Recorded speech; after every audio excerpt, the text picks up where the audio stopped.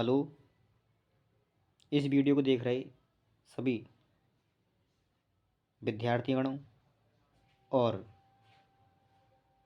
दर्शकों को यहाँ पर हार्दिक स्वागत है। हम फंक्शन टॉपिक पढ़ रहे थे और ये फंक्शन की आज 3rd लेक्चर क्लास है। तो पिछले लेक्चर्स में हमने फंक्शन की टाइप्स के बारे में देखा था कि फलन कितने प्रकार के होते हैं और कौन कौन से होते हैं। तो मैं जल्दी से थोड़ा सा रिवाइज करवा देता हूँ और हम आगे बढ़ेंगे उसके बाद। तो फलन 3 प्रकार के होते हैं: बीजीय फलन, अबीजीय फलन और खंड से परिभाषित फलन। पिछले वीडियो लेक्चर में हमने बीजीय फलन के बारे में जाना, उसके भी फर्स्ट पार्ट बहुपद फलन के बारे में जाना तथा अबीजीय फलन के जो त्रिग्नोमेट्री फंक्शन होते हैं, जो अबीजीय फलन का त्रिग्नोमेट्री फलन वाला जो पार्ट है, उसके भी हमने 2 स्टैंडर्ड फंक्शन साइन एक्स और कॉस एक्स के बारे में देख लिया था और हमने इनके प्रांत, परिसर, आवर्तकाल और ये फंक्शन सम है या विषम है, इसके बारे में भी हमने जाना था। आज हम उसके आगे स्टार्ट करने वाले हैं। तो पिछला जो हमने पढ़ा है वो देखने के लिए आप पिछली वीडियो में पूरा डिटेल से बताया हुआ है, वहाँ देख सकते हैं। उसके आगे की वीडियो, उसके आगे की जो चीज़ें हैं वो अब इस वीडियो के माध्यम से हम यहाँ पर डिस्कस करेंगे। तो टाइम ना ख़राब करते हुए हम आगे बढ़ते हैं। और आज ये जो वीडियो है थोड़ा सा लंबा भी रह सकता है, क्योंकि उम्मीद करेंगे कि ऐसी आशा रहेगी कि जो भी टाइप्स हैं फंक्शन के वो इस एक वीडियो के माध्यम से आप तक पहुँच जाएं। तो स्टार्ट करते हैं।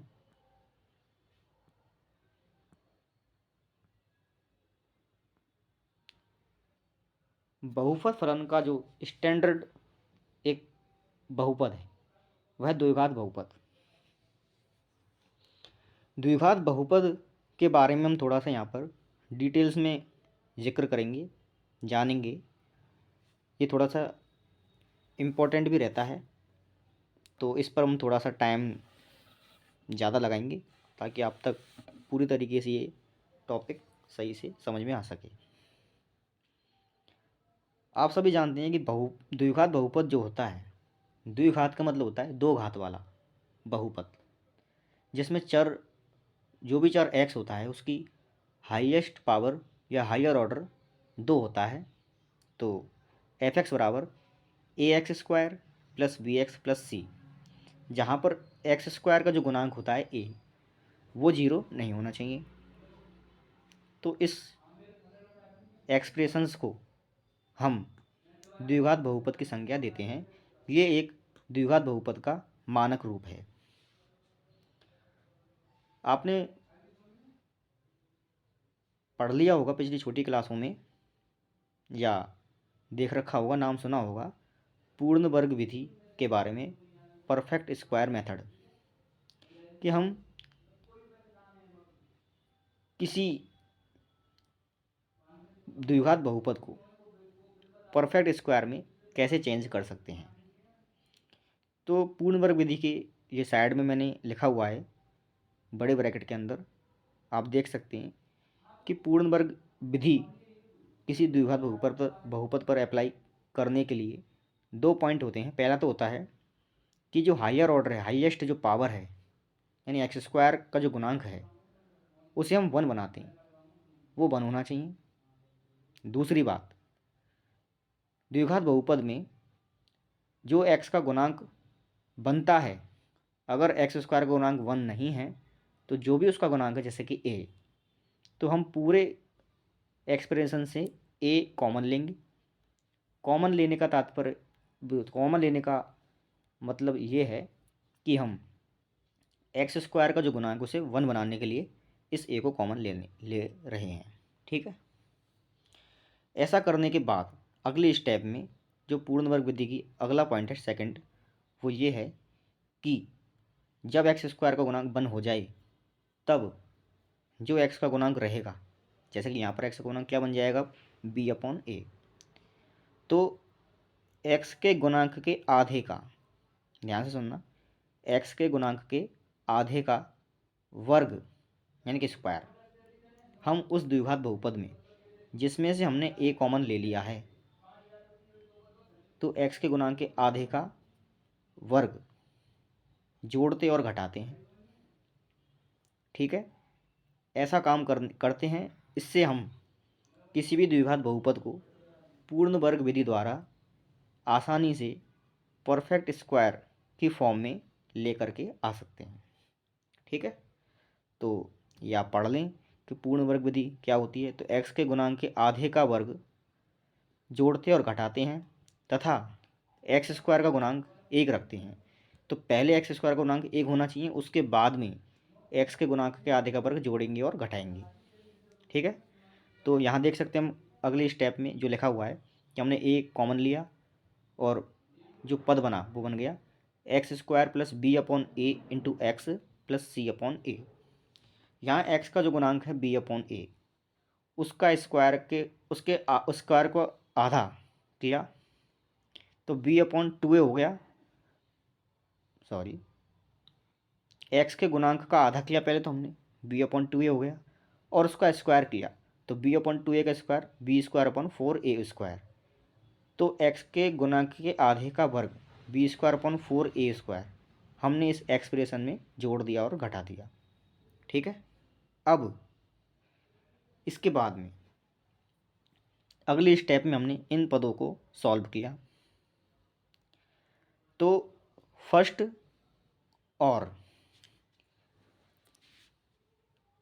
सेकंड और थर्ड पद से हम लिख सकते हैं एक्स प्लस b/2a का होल स्क्वायर। जैसे ही हम एक्स प्लस b/2a के होल स्क्वायर को खोलेंगे, ओपन करेंगे, तो हमें इसे जस्ट पहले वाली जो पद है, जो स्टेप है, उस स्टेप में फर्स्ट सेकंड और फोर्थ वाले जो पद हैं वो हमें मिल जाएंगे। थर्ड पद और फिफ्थ पद को सॉल्व करके हमने अगली थर्ड वाली स्टेप में 4ac माइनस b²/4a² लिख दिया। ठीक है, अगले स्टेप में ए तो देखो ऊपर से कॉमन ले चुके हैं हम, तो ए तो कॉमन है ही पहले से, ठीक है ना। तो अगले स्टेप में हमने ए को अंदर मल्टीप्लाई करवाया तो a into x plus b/2a का होल स्क्वायर बन गया ये तो। और जो ए ऊपर वाली स्टेप में था वो सेकंड पद के साथ जैसे गुना होगा तो नीचे 4a² में से एक a कम हो जाएगा, तो नीचे तो बनेगा 4a, और ऊपर 4ac माइनस b² में से हमने माइनस कॉमन लिया, और क्योंकि हम जानते हैं कि b² माइनस 4ac जो होता है वो कैपिटल D के बराबर होता है। श्रीधराचार्य जो फॉर्मूला होता है रूट याद करने का, उसमें आपने ऐसा सुना होगा, तो वहीं से b² माइनस 4ac को हम कैपिटल D बोलते हैं। ठीक है, तो ऊपर 4a के ऊपर जो स्टेप में बना वो माइनस का D बन गया। ठीक है, अब यहाँ से जो हमारा मेन द्विघात बहुपद है f(x) बराबर ax² plus bx plus c, उसमें जो x² का गुणांक है वो मैटर करता है। ठीक है, तो x² का गुणांक अगर पॉजिटिव हो सकता है या फिर नेगेटिव हो सकता है, जीरो तो होगा ही नहीं, क्योंकि अगर जीरो ही हो गया तो फिर तो x² वाला पद ही जीरो हो जाएगा और ये द्विघात बहुपद बनेगा ही नहीं, बचेगा ही नहीं। ठीक है ना, तो इसलिए a जो है वो या तो पॉजिटिव होगा या फिर नेगेटिव कोई रियल नंबर हो सकता है। तो यहाँ से दो केस बन जाते हैं, एक तो पॉजिटिव a के लिए और एक नेगेटिव a के लिए। तो हम केस नंबर फर्स्ट देखते हैं कि जब a हमारा पॉजिटिव है, यदि a पॉजिटिव हो तो आप देखें ध्यान से सुने एकदम। केस से जस्ट ऊपर वाली जो स्टेप है उस स्टेप में आप देखें कि जो सेकंड पद है माइनस का D/4a, तो देखो 4a कोई रियल नंबर है और d भी कोई रियल नंबर रहेगा। कैसे रहेगा, साइड में देखो जो कारण लिखा हुआ है कि d जो है वो b² माइनस 4ac के बराबर है, तो देखो v भी एक रियल नंबर है, ए भी रियल नंबर है और सी भी क्या है, रियल नंबर है, और 4 भी एक रियल नंबर है। तो इन पूरी बी स्क्वायर माइनस 4ac को सॉल्व करने पर जो भी आएगा वो भी एक रियल नंबर रहेगा, ठीक है ना। तो डी क्या हो गया, एक रियल नंबर हो गया, और माइनस डी भी एक रियल नंबर हो गया, और अपॉन में 4a ये भी एक रियल नंबर हो गया। तो कुल मिला के माइनस डी अपॉन 4a पूरा के पूरा एक रियल नंबर रहेगा, कोई ना कोई संख्या रहेगी। मान लिया कि ये संख्या एक नंबर निकल के आई, मान लो 5 आया इसका मान, ठीक है, माना कि इसका मान 5 आया, तो ये तो प्लस में 5 आ गया, ठीक है। अब जो फर्स्ट स्टेप है उसमें ए जो है वो रियल नंबर है, तो x plus B upon 2a इसका मान 0 कब हो सकता है, x plus B upon 2a इसका मान देखो नेगेटिव तो कभी होगा ही नहीं, क्योंकि स्क्वायर लगा हुआ है, तो ये नेगेटिव तो हो नहीं सकता, ठीक है। दूसरी बात, ए हमारा 0 होगा नहीं, क्यों नहीं होगा, क्योंकि अगर ए ही 0 हो गया तो जो सेकंड पद है उसमें नीचे ए आ रहा है, तो ये सेकंड पद परिभाषित नहीं हो पाएगा, ठीक है। दूसरी बात, अगर हम फर्स्ट पद में जो स्क्वायर के अंदर एक्सप्रेशन लिखा हुआ है, अगर इसमें हम ये 0 हो जाए, कहने का मतलब ये है कि इस स्टेप में फर्स्ट पद तो हो जाए मान लो 0, तो क्या बचेगा इसका मान 5, ठीक है ना। तो 5 में हम, ध्यान से सुनना, 5 में हम या तो कुछ जोड़ेंगे, 5 में अगर हमने कुछ जोड़ा ऐड किया तो ये मान 5 से बड़ा हो जाएगा, 5 से बड़ा हो जाएगा। तो अगर कुछ नहीं जोड़ा, यानी कि फर्स्ट पद जो है x plus B upon 2a का होल स्क्वायर, ये वाला जो पद है अगर ये 0 हो गया तो इस पूरे एक्सप्रेशन का मान केवल 5 रह जाएगा, यानी कि इस पूरे एक्सप्रेशन का मान या तो 5 होगा या फिर 5 से अधिक होगा, क्योंकि फर्स्ट पद में जो है x plus B upon 2a वो या तो 0 होगा या कोई पॉजिटिव नंबर हो सकता है। इसलिए अब इस पूरे एक्सप्रेशन का मान या तो 5 होगा, और 5 कब होगा, जब फर्स्ट पद 0 हो जाए, या फिर 5 से अधिक होगा।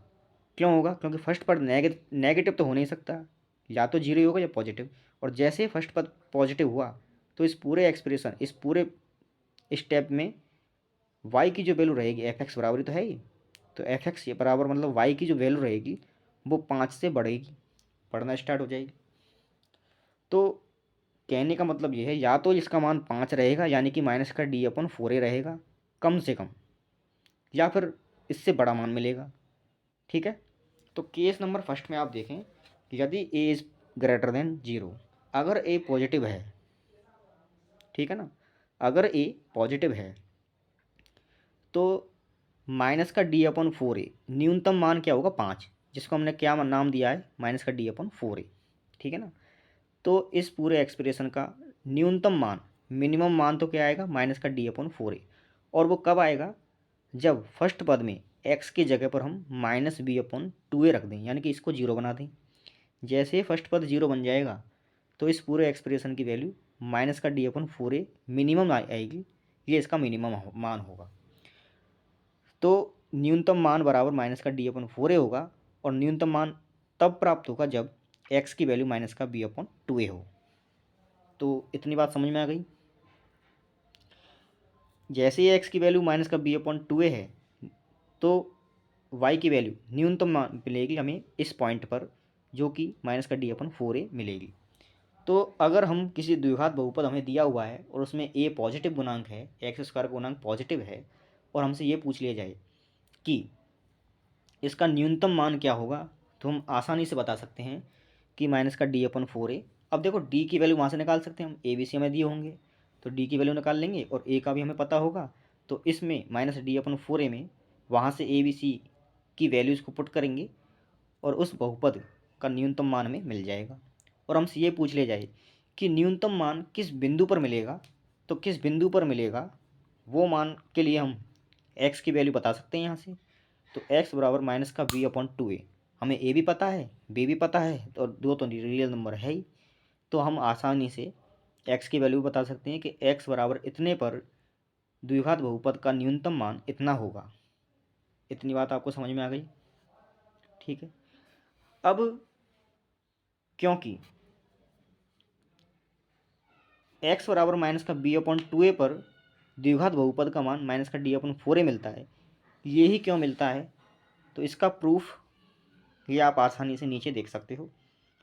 तो बॉक्स के नीचे लिखा हुआ है, देखो, अगर x बराबर माइनस का b अपॉन 2a पर इसका न्यूनतम मान माइनस का d अपॉन 4a मिलता है, तो सीधी सी बात यही है कि x का मान पुट करेंगे हम, और पुट करने पर x का मान द्विघात समीकरण में या द्विघात बहुपद में हम पुट करेंगे, और पुट करने पर हमें y की वैल्यू माइनस का d अपन 4a मिलनी चाहिए।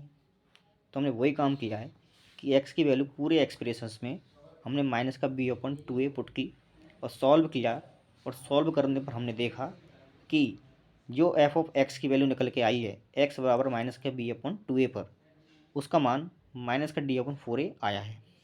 तो इसका मतलब प्रूफ हो गया कि जैसे ही x की वैल्यू माइनस का b अपन 2a रखेंगे तो उस पर y की न्यूनतम मान माइनस का d अपन 4a हमें मिलेगा।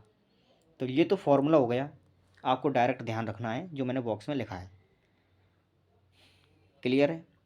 अब हम यहाँ से द्विघात बहुपद ax² plus bx plus c बराबर 0 के प्रांत और परिसर की बात कर लेते हैं। ध्यान से सुनना। देखो, कोई भी द्विघात बहुपद होता है ना, पहली बात तो वो संतत फलन होता है। ठीक है, प्रत्येक द्विघात बहुपद एक संतत फलन होता है। संतत फलन का मतलब ये कहीं से भी टूटा हुआ नहीं हो। तो इसका मतलब द्विघात बहुपद जो होता है वो हमेशा एक संतत फलन है, इसका मतलब वो कहीं से भी टूटा हुआ तो नहीं होगा। क्लियर सी बात है।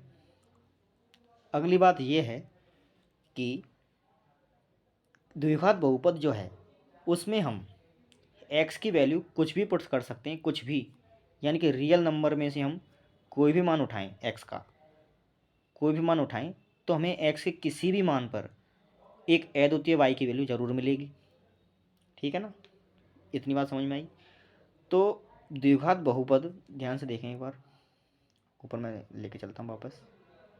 ये है अपना द्विघात बहुपद f(x) बराबर ax² plus bx plus c। इसमें आप x की a b c को मैं फिक्स कर देता हूँ। मान लो ए बी सी की वैल्यू हमने कोई फिक्स कर दी। अब उसके बाद तुम x की वैल्यू पुट करते चले जाओ तो हमें तुम्हें अलग अलग y की वैल्यू मिलती चली जाएंगी। और x तुम क्या पुट कर सकते हैं, पूरे रियल नंबर में से कुछ भी। तो यानी कि इसका प्रांत तो क्या हो गया, पूरा रियल नंबर। ये पॉइंट समझ में आ गया। अब बात करेंगे हम परिसर की। तो आप ध्यान से देखें कि द्विघात बहुपद का जो न्यूनतम मान है वो हमने देख लिया कि उसका न्यूनतम मान क्या मिलेगा। तो द्विघात बहुपद का जो कम से कम मान है, न्यूनतम मान, वो तो मिलेगा हमें माइनस का d अपॉन 4a। क्लियर बात है। तो इसका मान न्यूनतम तो मिल सकता है माइनस का d अपॉन 4a। मैं केवल इस पर्टिकुलर केस की बात कर रहा हूँ जिसमें हमने a को पॉजिटिव माना है। क्लियर है। तो इस पर्टिकुलर केस में जो y की वैल्यू मिलेगी, y की वैल्यूओं का संग्रह या समुच्चय ही होता है परिसर। ठीक है, तो यहाँ पर y की वैल्यू रहेंगी। तो x बराबर माइनस का b अपॉन 2a पर, x बराबर माइनस b अपॉन 2a पर y की न्यूनतम वैल्यू मिली हमको माइनस का d अपॉन 4a। और जैसे ही हम x की वैल्यू बढ़ाते चले जाएंगे तो y की वैल्यू बढ़ना स्टार्ट हो जाएगी। इसलिए y का न्यूनतम मान तो आएगा माइनस का d अपॉन 4a। और कब तक बढ़ेगा, अनंत की ओर बढ़ता चला जाएगा। इसलिए particular case a is greater then 0 पर, इस वाले केस में द्विघात बहुपद की रेंज हो जाएगी माइनस का d अपॉन 4a से लेकर के अनंत तक। क्लियर है ये पॉइंट। आशा करता हूँ बोलने से आपके समझ में आ गया होगा। ओके, आगे बढ़ते हैं हम। आगे देखें एक बार कि अगर यहाँ पे भी इस केस के अंदर भी कुछ दो तीन पॉइंट्स, दो तीन केस छोटे छोटे बन जाते हैं। कि देखें, ये द्विघात बहुपद है f(x) बराबर ax² plus bx plus c। ये द्विघात बहुपद है। अब इस द्विघात बहुपद के हम रूट कैसे फाइंड आउट करते हैं, तो बचपन में हमने सीखा है श्रीधराचार्य सूत्र। मैंने अभी कुछ देर पहले उसका नाम दोहराया भी था। तो x इज इक्वल टू होता है माइनस का b plus minus root of b² minus 4ac upon 2a। b² minus 4ac को हम d मान लेते हैं। ठीक है, d बोलते हैं उसको। तो ये तो आया x के रूट्स निकल गए। ठीक है, अब ध्यान से देखें फर्स्ट पॉइंट, जब डी पॉजिटिव हो, क्योंकि अगर डी नेगेटिव हो गया तब तो इसके रूट्स जो होंगे वो काल्पनिक हो जाएंगी, क्योंकि रूट के अंदर अगर कोई नेगेटिव क्वांटिटी आ जाए तो वो एक कॉम्प्लेक्स नंबर होता है, क्वांटिटी जो भी बनेगी वो एक सम्मिश्र संख्या हो जाएगी। तो बी जब पॉजिटिव रहेगा, सॉरी डी जब पॉजिटिव रहेगा तब क्या क्या मान आएंगे, ध्यान से देखें एकदम। अगर डी पॉजिटिव हुआ तो एक्स के यहाँ पर दो वैल्यू मिलेंगी हमको, क्लियर है एकदम। ध्यान से देखें, ए बी और डी रियल नंबर हैं, क्लियर है। तो बी का मान कोई ना कोई होगा, ए का मान भी कोई ना कोई होगा। अगर डी का मान पॉजिटिव हुआ तो जैसे ही हम डी का मान कुछ ना कुछ यहाँ पर रखेंगे, आप कुछ भी मान लें, ए बी सी की वैल्यू कुछ भी ले लें, तो जैसे ही आप डी की वैल्यू जीरो से बड़ी पॉजिटिव रखोगे तो एक तो प्लस चिन्ह के लिए और एक माइनस चिन्ह के लिए, इन दोनों चिन्हों के लिए एक्स के दो अलग अलग मान मिल जाएंगे हमको। और मान लेते हैं कि वो जो मान मिले वो मान अल्फ़ा और बीटा मिले, मान लिया, क्योंकि मानते ही हैं मैथ में तो, ठीक है। अगर जनरल बात करें तो मानेंगे, तो मान लिया कि एक्स के दो मान हमें यहाँ से अल्फ़ा और बीटा मिले, ठीक है। अगर एक्स के मूल अल्फ़ा और बीटा मिल जाएं तो ये दिए गए समीकरण, दिए गए द्विघात बहुपद को सेटिस्फाई करेंगे, करेंगे कि नहीं। रूट का नेचर या बिहेवियर यही होता है कि रूट जिस द्विघात बहुपद के निकल के आए हैं वो उस द्विघात बहुपद को सेटिस्फाई करेंगे, और उन रूट को हम द्विघात बहुपद में एक्स के स्थान पर रखें तो एक्स के स्थान पर रखते ही उस पूरे एक्सप्रेशन की वैल्यू भी जीरो हो जाएगी। इसलिए ये जो वक्र आपको दिख रहा है, ये वक्र एक द्विघात समीकरण का वक्र है, ठीक है। बहुपद जो होता है वो एक संतत फलन होता है, उसके साथ साथ ही वो अवकलनीय फलन भी होता है। इसका मतलब कहीं पर भी वो द्विघात बहुपद या बहुपद शार्प नहीं होगा, ठीक है ना। द्विघात बहुपद में ये होता है कि देखो हम इसको आसानी से y बराबर या एक्स स्क्वायर बराबर 4ay की फॉर्म में लेकर के आ सकते हैं, ठीक है ना। X square is equal to 4ay की फॉर्म में लेकर के आ सकते हैं। और जब ऐसा कर दें हम तो ये एक स्टैंडर्ड वक्र जिसे हम पैराबोला या परवलय बोलते हैं उसकी फॉर्म होती है। तो द्विघात बहुपद हमेशा या तो वाई अक्ष की पॉजिटिव दिशा के ऊपर खुला हुआ बनेगा या वाई अक्ष की नेगेटिव दिशा की तरफ खुला हुआ बनेगा, यानी या तो ऊपर की तरफ बनेगा या नीचे की तरफ बनेगा। तो द्विघात बहुपद के दो ही कर्व होंगे, या तो वो ऊपर की तरफ खुला हुआ बनेगा या नीचे की तरफ खुला हुआ बनेगा, क्लियर है। अब हम मान लेते हैं कि अब यहाँ पे ये भी सुने आप कि ऊपर की तरफ खुला हुआ कब बनेगा और नीचे की तरफ खुला हुआ कब बनेगा। अगर एक्स स्क्वायर का गुणांक पॉजिटिव है तब तो उस द्विघात बहुपद का जो वक्र है परवलय की फॉर्म में ऊपर की तरफ खुला हुआ बनेगा, ठीक है। अगर एक्स स्क्वायर का गुणांक नेगेटिव है, अगले केस में पढ़ेंगे हम, तो अगर एक्स स्क्वायर का गुणांक नेगेटिव है तो उस द्विघात बहुपद का कर्व परवलय की फॉर्म में नीचे की ओर यानी वाई की नेगेटिव दिशा में खुला हुआ बनेगा, क्लियर है इतना। अब आगे बढ़े हम, तो हमने अभी निकाले थे इस पर्टिकुलर द्विघात बहुपद के दो मूल अल्फ़ा और बीटा। इसका मतलब ये हुआ कि एक्स के दो मान आ गए अल्फ़ा और बीटा, अर्थात दिया गया द्विघात बहुपद जो कर्व बनाएंगे हम उससे, वो कर्व एक्स एक्सिस को दो बिंदु अल्फ़ा और बीटा पर कट करेगा, ठीक है। और ये मूल हैं दिए गए द्विघात बहुपद के, तो ये द्विघात बहुपद को भी सेटिस्फाई करेंगे। अर्थात जैसे ही हम एक्स की अल्फ़ा और बीटा वैल्यू द्विघात बहुपद में रखेंगे तो वो सेटिस्फाई करते ही वाई की वैल्यू हमें जीरो मिलेगी। तो अल्फ़ा और बीटा पर वाई की वैल्यू क्या रहेंगी, जीरो। इसका मतलब अल्फ़ा और बीटा किस पर रहेंगे, एक्स एक्सिस पर, क्लियर ये बात। तो अब द्विघात बहुपद को जैसे ही हम बनाएंगे तो वो घूम करके बनेगा परवलय की फॉर्म में, तो जैसे ही घूमेगा तो उसका कुछ हिस्सा एक्स अक्ष के नीचे की तरफ आएगा, क्लियर है इतना पॉइंट। अब हमें बताना ये है इसमें कि मिनिमम पॉइंट यानी कि इस द्विघात बहुपद का सबसे छोटा पॉइंट या सबसे कम मान किस बिंदु पर मिलेगा।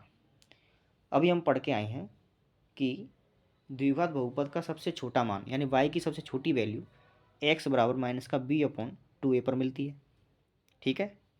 तो अल्फ़ा और बीटा पर तो इसके मान सबसे छोटे नहीं मिलेंगे। सबसे छोटे मान आपको चित्रानुसार दिख रहे होंगे। माइनस का b/2a पर y की वैल्यू -d/4a मिलेगी। इतना क्लियर है। अगर d पॉजिटिव है तो अल्फ़ा और बीटा दो रियल नंबर मिलेंगे और वक्र रियल लाइन यानी एक्स एक्सिस पर x के दो भिन्न भिन्न मानों अल्फ़ा और बीटा पर कट करके गुजरेगा। इतना क्लियर हो गया होगा शायद। ठीक है।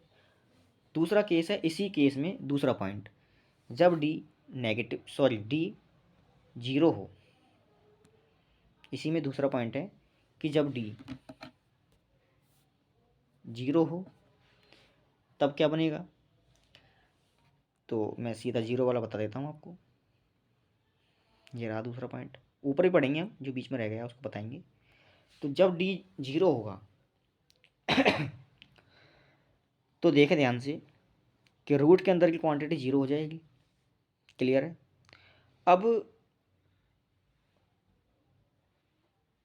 मान लेते हैं कि -b और a 2a के मान में हमने कुछ पुट किए। ठीक है ना। कुल मिला के ये है कि जैसे d की वैल्यू 0 हुई तो हमें केवल और केवल एक रियल नंबर मिल जाएगा, माइनस का b/2a। क्लियर है इतना। तो हमें केवल एक रियल नंबर माइनस का b/2a मिलेगा और उसको सॉल्व करने पर एक नंबर आएगा निकल के x का। ठीक है। तो इस केस में दिए गए द्विघात बहुपद के एक ही रूट होंगे या निकलेंगे तो दो ही रूट। देखो, अगर जितनी पावर होती है ना एक्स की, जितने घात का द्विघात बहुपद होता है उसके उतने ही रूट निकल के आते हैं। तो रूट तो दोनों दो होंगे, लेकिन इस केस में जब d बराबर 0 है तो उसके दोनों रूट सेम होंगे, इक्वल होंगे। माइनस का b/2a और माइनस का b/2a दोनों बराबर होंगे।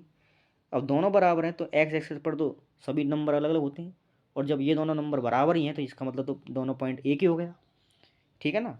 तो एक्स के दोनों पॉइंट केवल एक ही पॉइंट पर मिलेंगे हमको।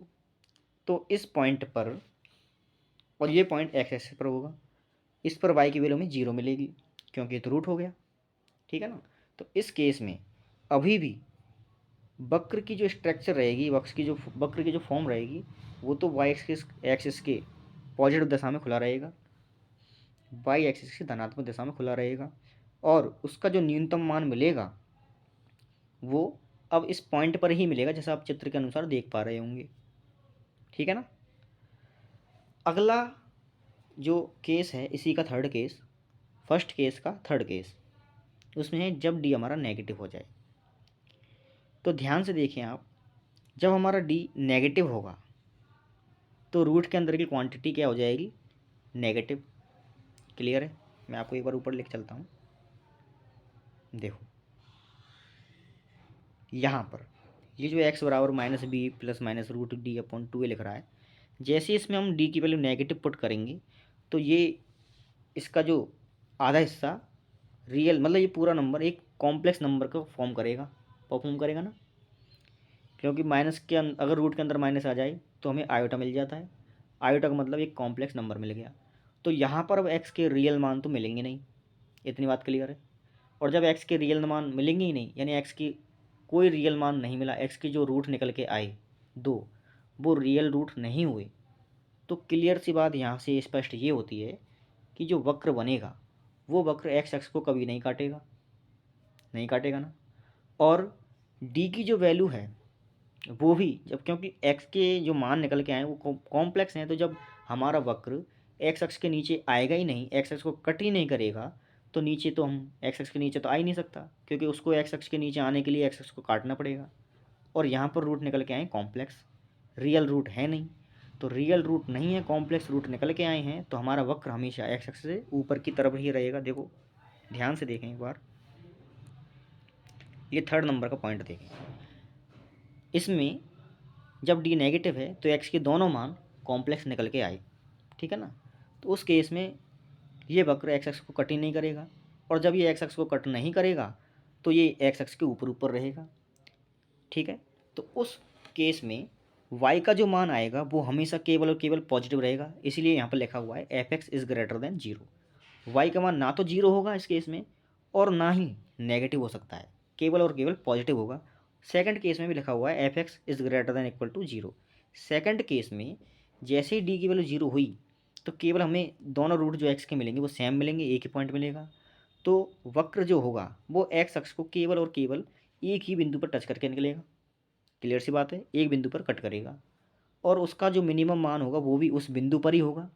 और जैसे हमें पता है कि जो मिनिमम मान उस बिंदु पर मिलेगा, जिस पर हमने यहाँ दिख रहा है ना आपको पॉइंट, जिस पर उसका एक्स के जो दोनों मान आए वो सेम आए, उस बिंदु पर उसके वाई के जो मान आएंगे वो मिनिमम मिलेंगे। और एक्स पर वाई का मान मिनिमम क्या होता है, 0। इसलिए एफ एक्स के जो मान आएंगे यहाँ पर, एफ एक्स जो है वो या तो 0 हो सकता है या 0 से बड़ा। क्लियर है इतना, बात क्लियर है ना इतनी। तो एफ एक्स की जो वैल्यू है सेकंड केस में, तो एफ एक्स का मतलब वाई, वाई के जो मान वो सेकंड केस में या तो 0 होगा सबसे छोटा मान, या फिर 0 से बड़ा ही रहेगा, नेगेटिव नहीं होगा, क्योंकि वक्र ही नीचे की तरफ एक्स अक्ष को, एक्स अक्ष के नीचे बन ही नहीं रहा। तो जब वक्र एक्स अक्ष के नीचे बनेगा ही नहीं, क्योंकि एक्स अक्ष के नीचे आने के लिए और वापस ऊपर जाने के लिए उसे एक्स को दो जगह काटना पड़ेगा, जो कि हम पहले केस में देख चुके हैं। इसलिए यहाँ पर वाई की वैल्यू यानी एफ एक्स की वैल्यू या तो पॉजिटिव होगी सेकंड वाले केस में, या नेगेटिव या फिर पॉजिटिव रहेगी। और थर्ड वाले केस में तो हमारा वक्र एक्स अक्ष को टच भी नहीं कर रहा, काटना तो दूर की बात है, तो टच ही नहीं कर रहा है, तो वाई की वैल्यू 0 भी नहीं हो सकती, केवल और केवल पॉजिटिव ही रहेगी। आई थिंक, मैं सोचता हूँ कि आपको इतना बताने से ही शायद समझ में आ गया हो ये पूरा केस। हम आगे बढ़ते हैं। सेकंड केस हमने अभी तक की बात की थी जब हमारा ए नेगेटिव था, ठीक है। जब हमारा जो था केस वो नेगेटिव था तब की हमने बात कर ली। अब हम कर रहे हैं सेकंड केस की बात, जिसमें हमारा जो ए है वो नेगेटिव रहेगा। क्लियर है, मैं तुम्हें ये बता चुका हूँ कि जब हमारा ए नेगेटिव रहेगा या पॉजिटिव रहेगा तो हमारा जो द्विघात बहुपद की जो शेप रहेगी, यानी जो उसका खुला हुआ हिस्सा रहेगा, वो एक्स की धनात्मक दिशा में रहेगा या नेगेटिव दिशा में। तो अगर ए पॉजिटिव है तब तो एक्स ऊपर की तरफ खुला हुआ रहेगा, और इस केस में जब ए नेगेटिव है तो हमारा जो कर्व है उसका खुला हुआ हिस्सा, खुला हुआ मुख वाई एक्स की नेगेटिव दिशा में रहेगा, यानी नीचे की तरफ झुका हुआ रहेगा वो। क्लियर है इतना पॉइंट तो। अब ध्यान से देखें कि जब हमारा ए नेगेटिव है तो दिया गया द्विघात बहुपद में पूर्ण वर्ग विधि लगाने के बाद वो सीधा ही मैंने लिख दिया यहाँ पे कि एफ एक्स बराबर इस फॉर्म में आ जाएगा। क्लियर है बात। हमने वहाँ पर न्यूनतम मान की बात की थी कि भाई उसका न्यूनतम मान माइनस का d/4 ही रहेगा पहले वाले केस में, और किस बिंदु पर रहेगा उस बिंदु की जिक्र भी कर लिया। अब इस पर भी हम यहाँ पर भी चर्चा कर लेते हैं कि क्या रहेगा क्या नहीं रहेगा। तो हमने माना था कि माइनस का d/4 को सॉल्व करने पर एक रियल नंबर बनेगा ये, और मान लिया कि ये रियल नंबर 5 है, ठीक है। अब ध्यान से देखें, फर्स्ट इस स्टेप में जो फर्स्ट पद है ए इंटू एक्स प्लस b/2a का होल स्क्वायर, तो ध्यान से देखना ए क्या है नेगेटिव, और एक्स प्लस b/2a की वैल्यू या तो 0 होगी या बनेगी नेगेटिव, और नेगेटिव बन नहीं सकती। मैं केवल बोल रहा हूँ एक्स प्लस b/2a की वैल्यू, इसके 3 मान संभव है, 0 प्लस या माइनस। अगर 0 रहेगा तब तो 0 ही हो जाएगा पहला पद, ठीक है ना। स्क्वायर वाला टर्म, अगर टर्म के अंदर की वैल्यू अगर 0 रही तो पूरा पद 0 हो जाएगा पहला। अगर नेगेटिव हुआ अंदर का पद तो वो स्क्वायर के कारण पॉजिटिव हो जाएगा, और अगर वो पॉजिटिव रहा तो स्क्वायर करने पर फिर भी पॉजिटिव रहेगा। क्लियर है। तो ध्यान से देखें कि एक्स प्लस b/2a की वैल्यू 0 कब रहेगी, जब हम एक्स की वैल्यू माइनस का b/2a रख दें, तो एक्स की वैल्यू माइनस b/2a पर ये जो स्क्वायर वाला पद है ये 0 हो जाएगा, और इस 0 के कारण जो इसमें a मल्टीप्लाई हो रहा है नेगेटिव a, वो भी 0 हो जाएगा। तो इस पूरे एक्सप्रेशन का मान मिलेगा क्या हमको, माइनस का d/4a। क्लियर है। तो ये तो कब मिला हमको, जब x की वैल्यू क्या निकल के आई, माइनस b/2a। उस पॉइंट पर तो ये पूरे एक्सप्रेशन का मान क्या रहेगा, माइनस का d/4a। ध्यान से सुनना। अब अगर मान लेते हैं हम कि x प्लस b/2a के होल स्क्वायर की वैल्यू 0 ना होकर के x का कुछ भी मान हमने रखा माइनस का b/2a के अलावा, तो इस पूरे की वैल्यू पॉजिटिव हो जाएगी, और बाहर जो गुना में a है वो पहले से नेगेटिव है, तो अब इस पूरे की वैल्यू नेगेटिव हो जाएगी पहले पद की, ठीक है। और माइनस का d/4a जो है उसका मान क्या होगा, तो उसका मान जो है वो घटने लगेगा। कहने का मतलब ये है कि हमने माइनस का d/4 को 5 माना और इससे जस्ट पहले वाला जो पद है, पहले वाला पद के मान नेगेटिव आने लग गया। पहले वाला पद या तो जीरो होगा या नेगेटिव होगा, क्लियर है। तो पहले वाला पद या तो जीरो होगा या नेगेटिव होगा। तो सेकंड वाला पद 5 है, 5 में हम जीरो जोड़ेंगे जब तो 5 ही बना रहेगा, और 5 में हम नेगेटिव क्वांटिटी जोड़ते चले जाएंगे तो 5 से वैल्यू घटने लगेगी, क्लियर है। तो अधिकतम मान तो क्या आया 5, जब x की वैल्यू यानी पहला पद जीरो हो जाए तब तो उसका अधिकतम मान आया 5, और जब x की वैल्यू जीरो ना हुई तो फिर पहला पद नेगेटिव ही हो जाएगा, और जैसे पहला पद नेगेटिव हुआ तो हमारे जो मान है, जो वैल्यू है y की, वो 5 से घटने लगेगी, क्योंकि हम किसी भी प्लस पॉजिटिव नंबर में हम माइनस ऐड करते हैं या माइनस की कोई संख्या जोड़ते हैं तो टोटल घटने लगता है 5 से, घटेगा कि नहीं घटेगा, ठीक है ना। इसलिए जब पहला पद जीरो हो जाए, और वो जीरो कब होगा, जब x की वैल्यू माइनस का b/4a 2a रखें हम, इस बिंदु पर तो इस पूरे f(x) की वैल्यू अधिकतम मिलेगी 5 मिलेगी, और 5 किसको माना है हमने, माइनस के d/4a को। तो इसीलिए ये बॉक्स में लिखा हुआ है कि जब x बराबर माइनस का b/2a हो तो अधिकतम मान y का माइनस का d/4a मिलेगा हमको। ये पॉइंट क्लियर है सबको। ये नेगेटिव के केस में उल्टा है, नेगेटिव वाले में पॉजिटिव मान मिलेगा, अधिकतम मान मिलेगा, और पॉजिटिव वाले में हमें न्यूनतम मान मिलेगा, ठीक है। ये केस उसका जस्ट उल्टा है। इतना बोलने से समझ में नहीं आया तो एक बार दोबारा सुन लें वीडियो में, तो आपको समझ में ज़रूर आ जाएगा। अब हम आगे बढ़ते हैं। हमने जब ये पॉजिटिव था तब हमने 3 केस देखे थे, अब भी हम यहाँ पर 3 केस फिर से देखेंगे और समझने का प्रयास करेंगे कैसे क्या हो रहा है, ठीक है। तो हमारा ए तो नेगेटिव है इस केस में। अब हम जिक्र करेंगे डी के बारे में, क्योंकि पिछली बार में हमने डी के बारे में जिक्र किया था। तो अगर डी पॉजिटिव है तो हमने पिछली बार देखा था कि डी पॉजिटिव हुआ था तो वक्र ने एक्स अक्ष को 2 बिंदु पर काटा, क्लियर है। यानी कि यहाँ से समझने वाली बात ये निकल के आई कि जब डी पॉजिटिव होता है तो द्विघात बहुपद से बनने वाला वक्र एक्स अक्ष को 2 बिंदु पर काटेगा, यानी कि एक्स के 2 रियल रूट निकल के आते हैं। तो इसलिए जब डी पॉजिटिव है तो 2 रियल रूट आएंगे, क्लियर है इतना पॉइंट। तो जब रियल रूट 2 निकल के आएंगे तो वक्र जो है एक्स अक्ष को 2 अलग अलग बिंदुओं पर कट करेगा, क्लियर है इतना पॉइंट। अब क्योंकि ये नेगेटिव है तो वक्र जो है वो नीचे की तरफ घुमा हुआ रहेगा, और अगर वक्र नीचे की तरफ घुमा हुआ रहेगा तो इसका कुछ छोटा थोड़ा सा ही भाग एक्स अक्ष के ऊपर की तरफ रहेगा थोड़ा सा, ठीक है ना। तो अब इसका जो अधिकतम मान होगा वो तो एक्स अक्ष के ऊपर ही मिलेगा हमको, और वो क्या मिलेगा हम जिक्र कर चुके हैं। किस पॉइंट पर मिलेगा, माइनस के b/2a पर। कितना मिलेगा, माइनस का d/4a, सही है। ये हुआ इसका अधिकतम मान ए के नेगेटिव वाले केस में। अगला केस है कि ए नेगेटिव है और डी बराबर जीरो हो जाए। तो जब डी की वैल्यू जीरो होती है तो हमने पिछली बार भी देख लिया था कि एक्स के दोनों मान बिल्कुल सेम आए थे, यानी कि दोनों रियल रूट सेम रहेंगे, ठीक है ना। इसका मतलब जो वक्र है वो एक्स अक्ष को केवल और केवल एक ही बिंदु पर टच करेगा, यानी एक ही बिंदु पर स्पर्श करते हुए गुजरेगा। और पिछले केस में तो ऊपर की तरफ खुला हुआ था और एक्स अक्ष को टच किया एक बिंदु पर।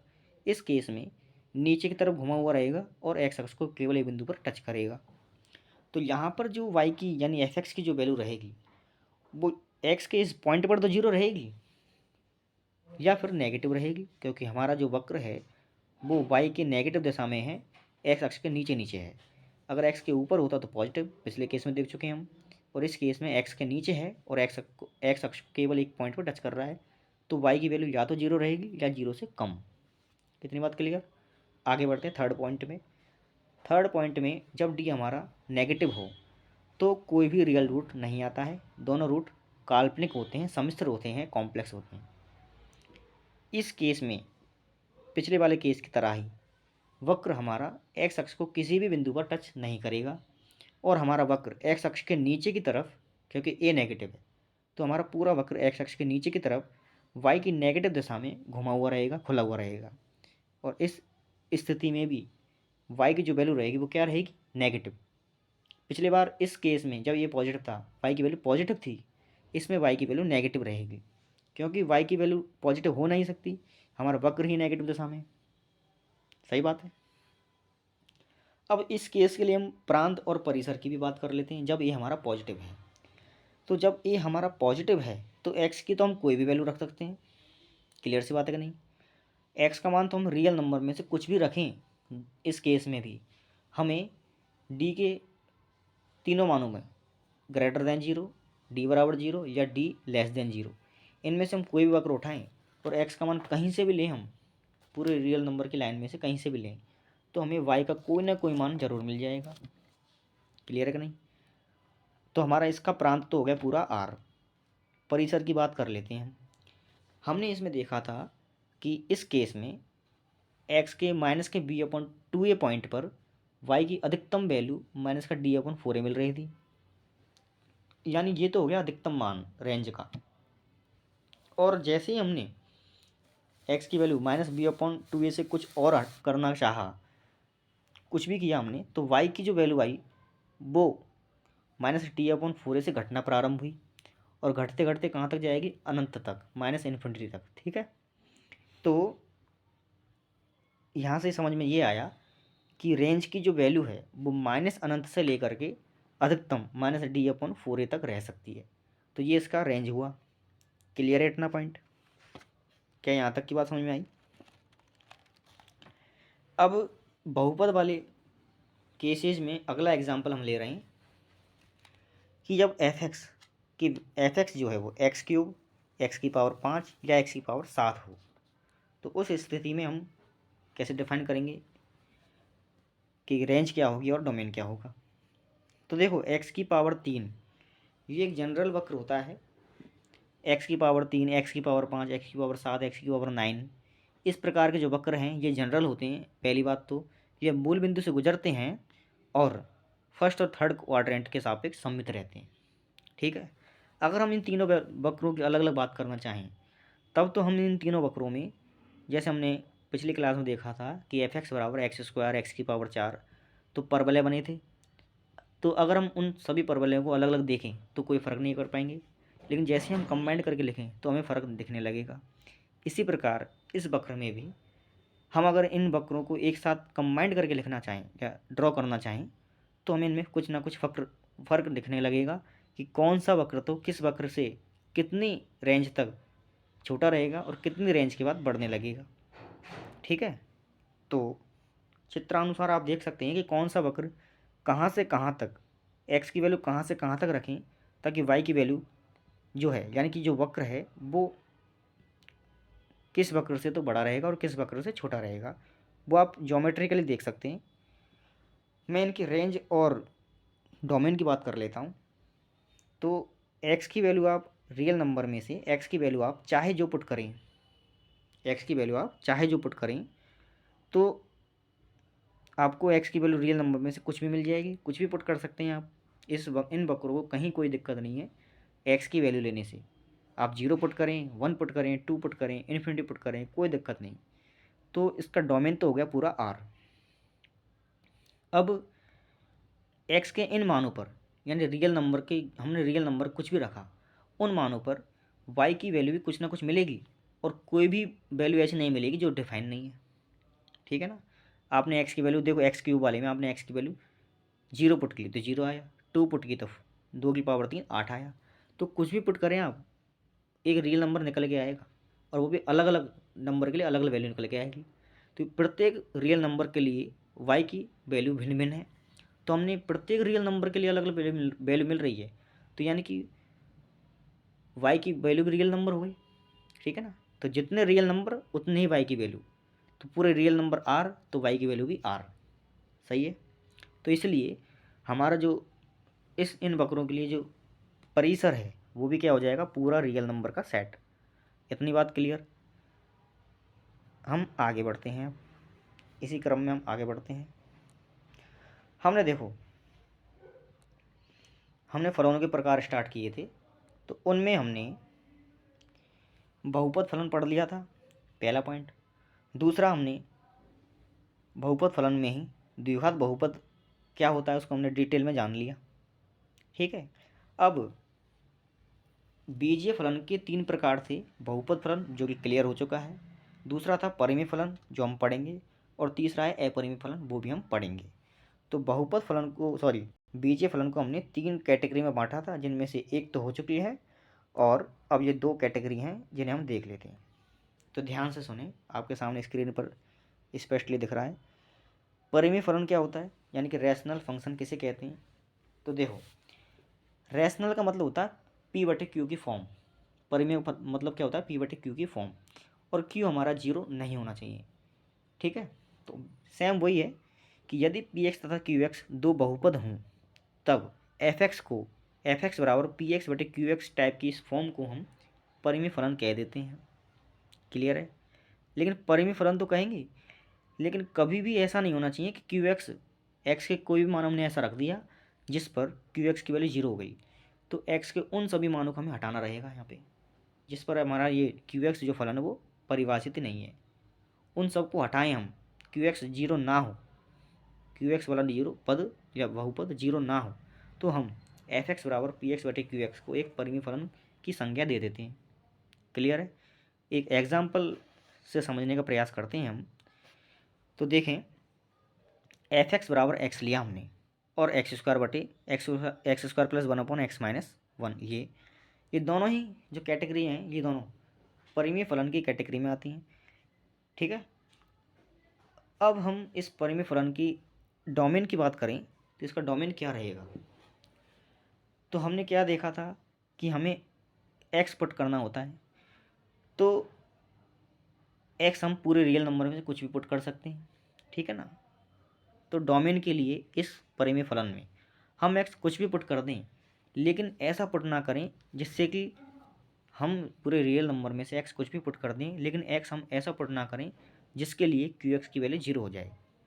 ठीक है ना, Qx 0 नहीं होना चाहिए, ऐसे x को हमें हटाना होगा।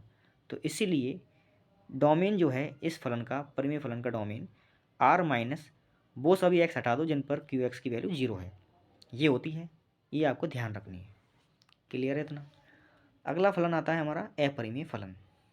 अपरिमेय फलन क्या होता है, अपरिमेय किसे कहते हैं। तो फलन f(x) को अपरिमेय फलन कहेंगे यदि इसमें अपूर्णांकीय परिमेय घात हो। अपूर्णांकीय परिमेय घात का मतलब x की जो पावर हैं वो अपूर्णांकीय हो जाएं। अपूर्णांकीय परिमेय घात का मतलब यही होता है कि भाई x की जो पावर है वो रूट में आ जाए, 1/2 आ जाए, नेगेटिव आ जाए। इस प्रकार की अगर फॉर्म बन रही हैं तो हम उस बहुपद फलन को क्या बोलते हैं, उस बहुपद फलन को हम क्या बोलते हैं, अपरिमेय फलन बोल देते हैं। बहुपद फलन नहीं, बीजीय फलन। उस बीजीय फलन को हम अपरिमेय फलन बोल देते हैं। ठीक है, हमने बीजीय फलन के बारे में चर्चा कर ली, और उसमें हमने मुख्य रूप से बहुपद फलन के बारे में देख लिया, और उसमें भी मुख्य रूप से द्विघात बहुपद फलन के बारे में चर्चा की है। उसके बाद परिमेय फलन देख लिया और अपरिमेय फलन देख लिया। अब हम आगे बढ़ेंगे। फलनों के प्रकार में हम पढ़ रहे थे, तो हमने पहला प्रकार तो पढ़ दिया बीजीय फलन। दूसरा प्रकार में हमने जो अबीजीय फलन होता है उसके फर्स्ट पार्ट यानी कि त्रिग्नोमेट्री फंक्शन, त्रिकोणमितीय फलन के हमने पिछली क्लास में 2 फलन, स्टैंडर्ड फलन देख लिए, sin x और cos x। आज हम पढ़ेंगे tan x के बारे में।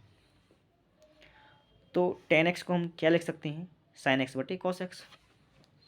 tan x का जो रेंज रहेगा वो क्या रहेगा, आपको ये जो वक्र है tan x का आपको दिख रहा होगा। tan x का कर्व तो होता है ऐसा जो आपको चित्र में दिख रहा है। ठीक है, tan x कहाँ कहाँ पर डिफाइन नहीं होता है वो भी आप चित्रानुसार देख सकते हैं।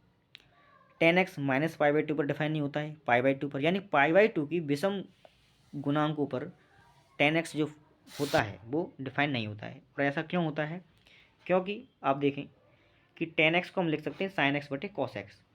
तो सीधी सीधी बात यही है कि हमें एक्स के उन मानों को हटाना पड़ेगा जिन पर हमारा कॉस 0 बन जाए। क्लियर सी बात है। तो कॉस कहाँ कहाँ पर 0 बनता है? π/2 के विषम गुणज पर। सही है। तो π/2 के विषम गुणज पर कॉस एक्स की वैल्यू 0 होती है। इसलिए इस बहुपद में कॉस एक्स की वैल्यू जहाँ जहाँ पर 0 है वहाँ वहाँ से हमें वो पॉइंट हटाने पड़ेंगे रेंज में से, यानी वो एक्स की वैल्यू हमें नहीं लेनी। तो इसीलिए tan x की जो रेंज है, सॉरी जो डोमेन है, वो क्या हो जाएगी? पूरे रियल नंबर में से वो सभी एक्स हटा दो जिन पर cos x हमारा 0 बन जाए। तो cos x कहाँ 0 बनता है? π/2 के विषम गुणज पर। ठीक है ना। तो हमने पूरे रियल नंबर में से π/2 के विषम गुणज वाले जो मान हैं उन सबको हटा दिया, तो ये इसका डोमेन बना। आपको डोमेन tan x का क्या होता है ये समझ में आ गया होगा आसानी से। इसकी रेंज क्या होगी तो हम रेंज देख लेते हैं। चित्रानुसार आप देख सकते हैं कि कर्व जो है वाई एक्सिस के लिए हम देखें तो कर्व वाई एक्सिस के लिए माइनस अनंत से प्लस अनंत की तरफ बढ़ता ही चला जा रहा है। आप एक्स की कुछ भी वैल्यू पुट करें, केवल वो छोड़ दें जिन पर ये परिभाषित नहीं है। ठीक है। तो आप एक्स की कुछ भी वैल्यू पुट करें, कुछ भी आप एक्स का मान पुट करें, उसके लिए आपको वाई का कोई ना कोई मान जरूर मिल जाएगा। कुछ भी वैल्यू पुट कर लें आप चाहे एक्स की भिन्न मानों पर। इस डोमेन में से आप एक्स के भिन्न मान पुट करें तो उनके अलग अलग मान आपको मिलते चले जाएंगे, और पूरे रियल नंबर में से कुछ भी मान मिलेगा आपको, क्योंकि हमारा जो कर्व है वो वाई एक्सिस के लिए माइनस अनंत से लेकर के प्लस अनंत की तरफ बढ़ता चला जा रहा है। क्लियर सी बात है कि नहीं? तो इसलिए हमारा रेंज क्या हो जाएगा? पूरा आर। और ये फलन कैसा फलन है? ये फलन एक विषम फलन है। क्यों? क्योंकि जैसा ये फर्स्ट क्वाड्रेंट में है वैसा ही ये विपरीत चतुर्थांश थर्ड क्वाड्रेंट में है। अब -π/2 से π/2 के बीच के में जो ग्राफ बना हुआ है वहाँ से आप ज्योमेट्रिकली देख सकते हैं कि इतने हिस्से में जैसा फर्स्ट क्वाड्रेंट में है वैसा ये थर्ड क्वाड्रेंट में है। इसकी शक्ल बिल्कुल x³ जैसे बन रही है। और आप अगर ऐसा नहीं देखना चाहें तो आप ऐसे लिख सकते हैं कि आप x के स्थान पर -x पुट करें तो sin x तो हो जाएगा माइनस का sin x, और cos -x तो cos x ही होता है। इसका मतलब tan x की वैल्यू क्या हो गई? माइनस का sin x बटे cos x, यानी कि माइनस का tan x। यानी कितने का फ़र्क, मतलब माइनस का अंतर आ गया ना, माइनस का प्रभाव पड़ गया इस पर। तो यानी कि f ऑफ -x बराबर हो गया -f(x). इसलिए ये फलन कैसा फलन है? एक विषम फलन। और इसका आवर्तकाल क्या होगा? तो चित्रानुसार आप देख सकते हैं कि -π/2 से π/2 यानी कि पूरा एक एंगल बन गया पाई, आधा चक्र पूरा हुआ आई पाई। तो इतने हिस्से में जैसा ये कर्व है वैसा ही पाई से 3π/2 के बीच में भी है, और वैसा ही 3π/2 से 5π/2 के बीच में भी है, और वैसा ही -3π/2 से -π/2 के बीच में भी है। तो यानी कि ये जो कर्व है पाई लेंथ के बाद में अपने आप को दोहराता है। क्लियर है? तो पाई लेंथ के बाद में ये कर्व अपने आप को दोहराता है, और ऐसी लेंथ जिसके बाद कर्व अपने आप को दोहरा जाए उसे हम उस कर्व का आवर्तकाल बोल देते हैं। इसलिए tan x का जो आवर्तकाल है वो क्या हो जाएगा? पाई। क्लियर है इतना पॉइंट? हम आगे बढ़ते हैं। tan x बराबर tan y। तो tan x बराबर tan y की बात करें तो ये y के किन किन मानों पर, मतलब y के क्या मान लें कि tan x और tan y दोनों बराबर हो जाएं। तो सिंपली बात यही है कि tan किन किन क्वाड्रेंट में पॉजिटिव रहता है। एक तो फर्स्ट में पॉजिटिव रहता है और थर्ड में। तो tan हमारा फर्स्ट और थर्ड क्वाड्रेंट में पॉजिटिव रहता है। तो हमें एंगलों को फर्स्ट और थर्ड क्वाड्रेंट में से लेने, ठीक है, और पाई के रूप में ही लेने, क्योंकि जैसे π/2 कर देते हैं हम तो tan कॉट में चेंज हो जाता है। इसलिए tan चेंज नहीं होना चाहिए, इसलिए तो हम पाई लेते हैं। ठीक है। तो फर्स्ट क्वाड्रेंट में जाने के लिए हमें क्या करना होगा? 2π + x, और थर्ड क्वाड्रेंट में रहने के लिए हमें क्या करना होगा? π + x। सही बात है कि नहीं? तो y की वैल्यू π + x रखें हम तो tan π + x tan x ही हो जाता है। ठीक है ना। ये तो फर्स्ट थर्ड क्वाड्रेंट की बात हो गई, इसमें पॉजिटिव। अब हम घूमेंगे फर्स्ट में।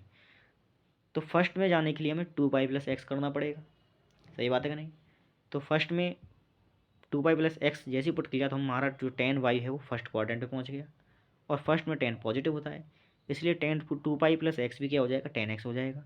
तो y के इस मान पर भी tan y और tan x बराबर हैं। नीचे बढ़े हम 3π + x, फिर से हम थर्ड क्वाड्रेंट में पहुँच जाएंगे और इसी क्रम में हम आगे बढ़ते चले जाएँ तो हम जनरल फॉर्म में बाई को क्या लिख सकते हैं, पाई के गुणांक बढ़ रहे हैं 1 2 3 4 इस प्रकार से, तो पाई को तो लिख सकते हैं हम n इंटू पाई, पाई का n गुणज, और हमारे जो x के गुणांक वो सभी प्लस प्लस प्लस हैं तो x को हम प्लस रख सकते हैं। ठीक है, अब ये सभी n पूर्णांक हैं, पॉजिटिव इंटीजर नंबर। ठीक है ना, इंटीजर नंबर मान लो, तो n की वैल्यू आप इंटीजर नंबर में से कुछ भी लें, यहाँ पुट करेंगे आप y की वैल्यूज में, यही जनरल फॉर्म पुट करेंगे तो आपको ऊपर जो स्टेप्स लिखी हुई हैं उनमें से वो मान मिलते चले जाएंगे।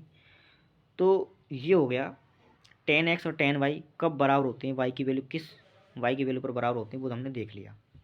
ठीक है, अगला जो त्रिग्नोमेट्री का स्टैंडर्ड वक्र है वो है f(x) बराबर sec x। हम sec x के बारे में जानकारी लेंगे। तो sec x बराबर हो जाता है 1/cos x, यानी कि cos x का जो उल्टा है वही sec x है।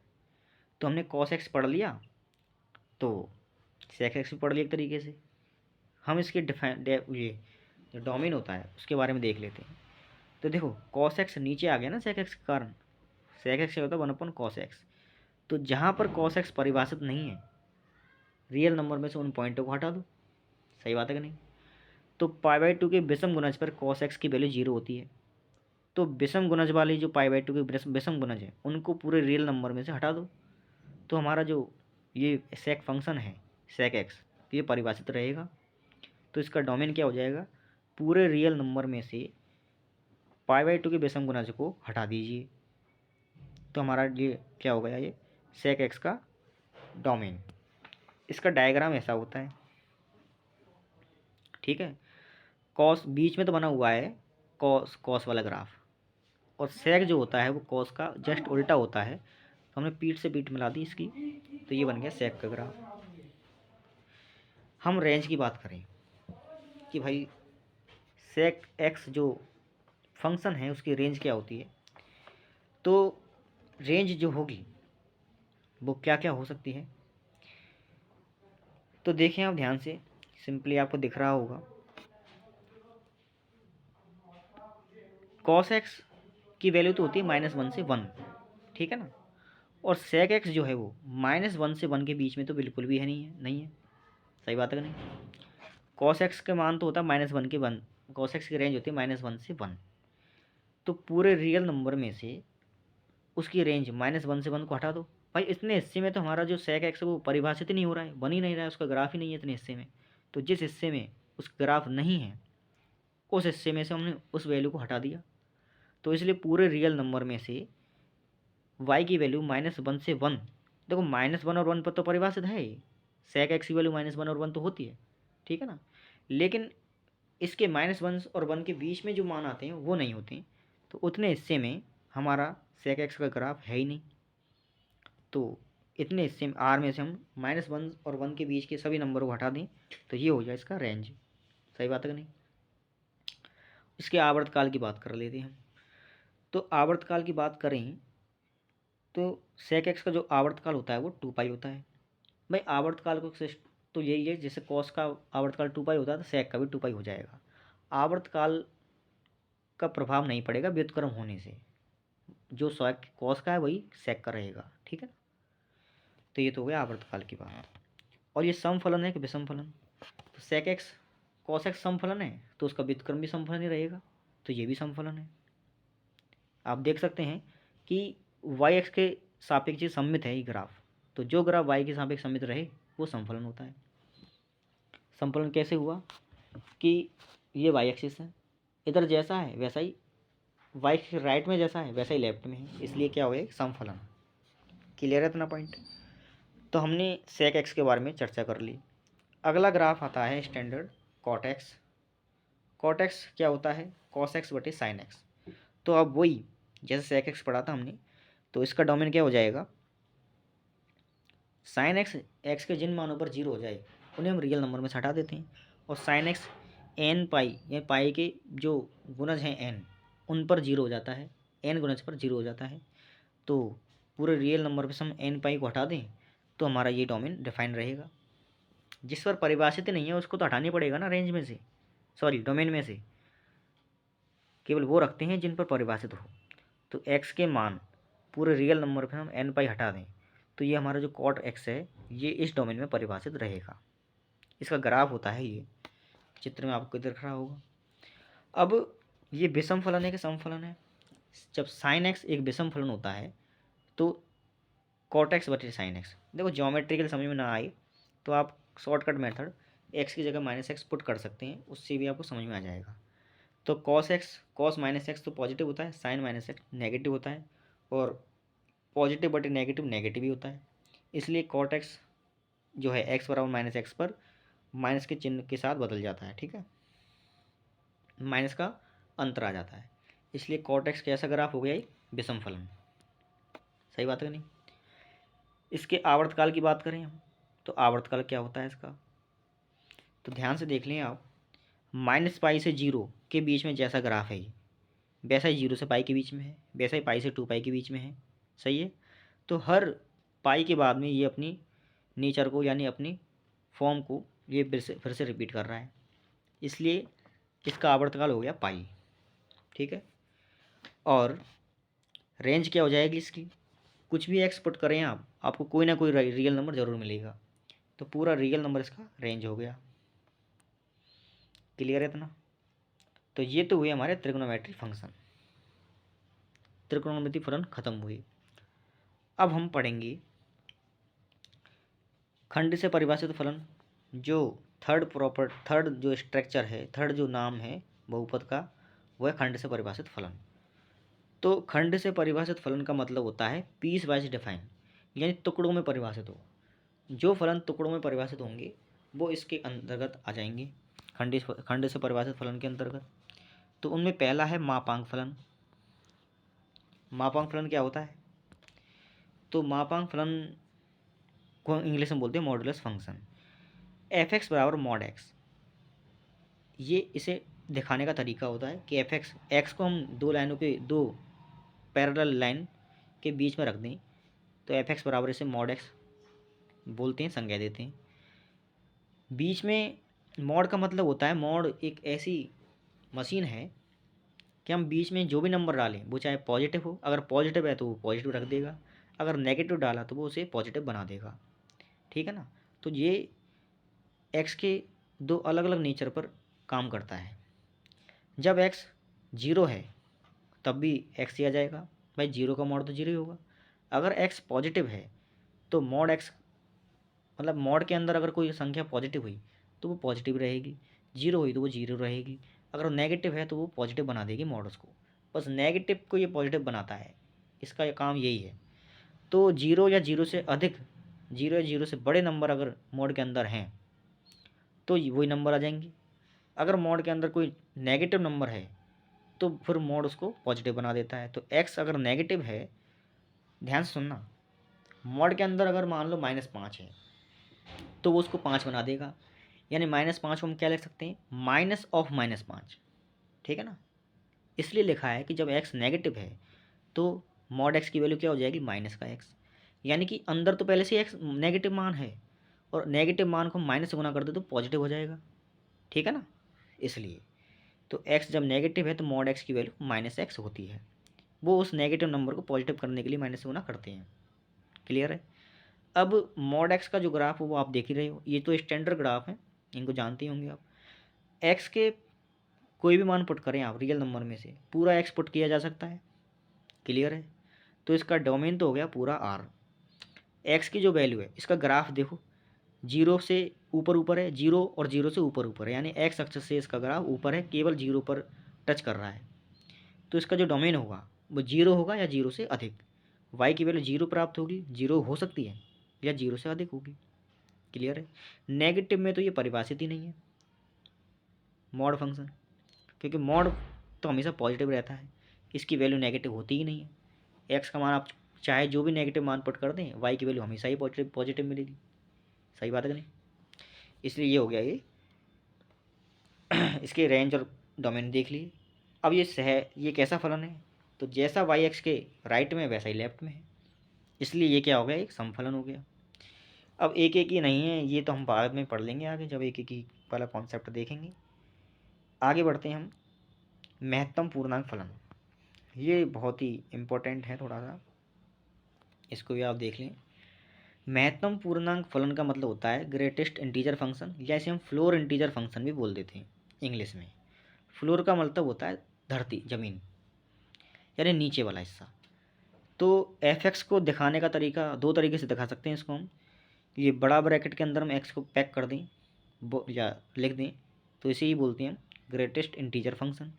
या फिर इसका स्टैंडर्ड नोटेशन ये भी होता है, क्योंकि फ्लोर बोला है ना, तो दो डंडियों को नीचे से मोड़ दिया हमने फ्लोर के टाइप में, तो ये नोटेशन भी इसका महत्तम पूर्णांक फलन का ही रहता है।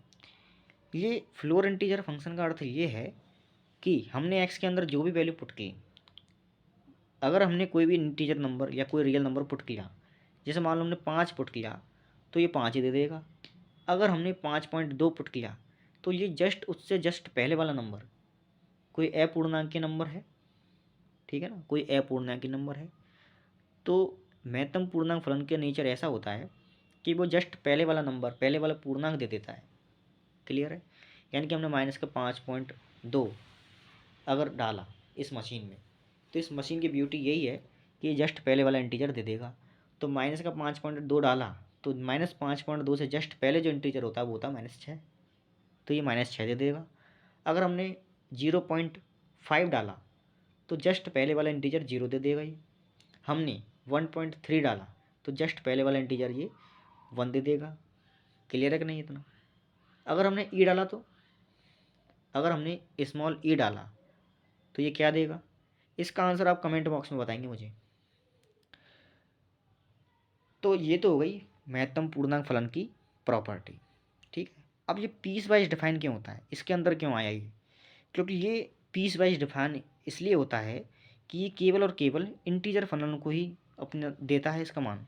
हम चाहे जो एक्स की वैल्यू पुट करें, तो आप देखो mod x is equal to curly bracket जो लिखा हुआ है उसमें जीरो वाली स्टेप को देखो पहले। जीरो मान मिलेगा इस एफ एक्स का यदि हमारा एक्स जो है वो 0 से 1 के बीच में रहे, यानी आप 0 पुट करेंगे तो ये 0 आंसर देगा। आपने 0.1 पुट किया तब भी इसका आंसर 0 रहेगा। और कब तक रहेगा ऐसा आंसर? जब तक इसका आंसर 1 से छोटा छोटा है, ठीक है। तो 0 या 0 से बड़ा लेकिन 1 से छोटा, अब ऐसा एक्स पुट करें, इसके बीच में से कोई भी एक्स पुट करें तो उसका आंसर 0 ही आएगा। तो इतने अंतराल में तो इसका आंसर 0 आता है। अगला हिस्सा देखें हम, इससे जस्ट ऊपर वाली लाइन, -1 से 0, -1 से 0 के बीच में आप जो भी आंसर पुट करेंगे, जो भी नंबर पुट करेंगे, -1 पुट किया जब तो -1 ही आ जाएगा, ठीक है ना। -1 से आपने बड़ा नंबर पुट किया -1.2, तब भी इसका आंसर -1 ही आएगा। ऐसे बढ़ते गए आप, और 0 से छोटा छोटा मान आपने जो भी पुट करा तो इसका आंसर क्या आएगा? जस्ट पहले वाला इंटीजर -1। इसी प्रकार से ऊपर वाली स्टेप है और इसी प्रकार से 0 के नीचे वाले दोनों स्टेप हैं, ये भी आप समझ सकते हैं। तो यहाँ से कह सकते हैं ना हम कि एक्स के छोटे छोटे अंतरालों में ये परिभाषित है और हर अंतराल में ये अपने मान को एक इंटीजर नंबर देगा। क्लियर है? तो ध्यान से देखें आप, एक्स का मान तो हम कुछ भी पुट कर सकते हैं, कुछ भी मान पुट कर सकते हैं एक्स का मान इस फलन के अंतर्गत। तो कुछ भी मान एक्स का पुट कर सकते हैं, इसका मतलब तो ये हो गया कि इसका डोमेन क्या हो गया? पूरा आर। और वाई की वैल्यू में क्या क्या मिल रही हैं? केवल पूर्णांक नंबर, पूर्णांक संख्याएं। वाई की वैल्यू केवल क्या मिल रही है? पूर्णांक संख्याएं। इसलिए इसका जो रेंज रहेगा वो क्या हो जाएगा? पूरा पूर्णांक का समुच्चय, ठीक है। इसमें एक पॉइंट ये और है जो बॉक्स में लिखा हुआ है कि बॉक्स एक्स यानी ग्रेटेस्ट इंटीजर फंक्शन की जो वैल्यू है वो एक्स या एक्स से कम रहती है। जैसे हमने -5 डाला मान लो, तो इसका मान 5 ही आ जाएगा। अगर हमने 5 से छोटा कोई मान डाल दिया, ध्यान से देखना, नहीं 5 से बड़ा कोई मान डाला, जैसे 5.2 डाला तो 5.2 नहीं आएगा, उससे छोटा मान 5 ही आ जाएगा। क्लियर है? तो ये इसकी ब्यूटी होती है। और हम ध्यान से देख लें तो किसी भी ग्रेटेस्ट इंटीजर फंक्शन की वैल्यू x-1 से तो बड़ी होती है और x या x से छोटी होती है। तो आप ध्यान से देखो, मैंने x की वैल्यू मान लो मैंने 5.2 ली, ठीक है। इस एक्सप्रेशन में आप 5.2 पुट करके देखें तो x-1 की वैल्यू क्या हो जाएगी? 5.2 -1 यानी कि 4.2। 4.2 से तो अधिक ही मान आएगा। ग्रेटेस्ट इंटीजर फंक्शन का मान कितना आता है? 5। तो 5 जो आएगा इसका मान वो 4.2 से तो अधिक ही होता है। और अगला जो है 5 जो है वो लेस देन इक्वल होता है, लेस देन होता है 5.2 से, ठीक है। तो इसका जो मान होगा ग्रेटेस्ट इंटीजर फंक्शन का मान वो x माइनस वन से तो अधिक होता है और x से छोटा या बराबर रहता है। तो आप कोई भी नंबर पुट कर लें, 5.2 पुट कर लें x की जगह, आपको ये सेटिस्फाई हो जाएंगे, आपसे प्रूफ हो जाएगा आपके लिए। चेक कर लें एक बार। ये फलन ना तो सम है और ना ही विषम है। ऐसा कैसे? तो देखो, x की वैल्यू आप माइनस के 5.2 पुट करो तो क्या मान मिलेगा आपको? -6। और x की वैल्यू आप 5.2 पुट करो तो क्या मिलेगा आपको? आंसर 5। सही है कि नहीं? तो x की वैल्यू आपने अगर 5 पुट की, सॉरी 5.2 पुट की, तो इसका आंसर 5 आया, यानी कि 5.2 नहीं आया ना भाई। हमने एफ के अंदर x की वैल्यू 5 पुट की, तो हमें जो मान मिलना चाहिए वो एफ के बराबर ही आना चाहिए। एफ ऑफ माइनस एक्स बराबर होना चाहिए एफ के। सही है? तो एफ की वैल्यू हमने 5.2 पुट की, तब तो इसकी वैल्यू क्या निकल के आई? 5। हमने अगर नेगेटिव मान पुट किया, एक्स की वैल्यू हमने -5.2 पुट की, तो इसकी वैल्यू क्या निकल के आएगी? -6। ठीक है ना? तो एक का अंतर आ गया इसके बीच में, दोनों अलग अलग हो गए, भिन्न हो गई। इसलिए हम क्या कह सकते हैं? ना तो समफलन है और ना ही विषम फलन है। क्लियर सी बात है कि नहीं? तो ये तो हो गया इसका कॉन्सेप्ट। अब अगला जो फंक्शन है वो, ये इसका डायग्राम होता है। अगला फंक्शन जो है वो है मैं एग्जांपल करवा दूंगा आपको।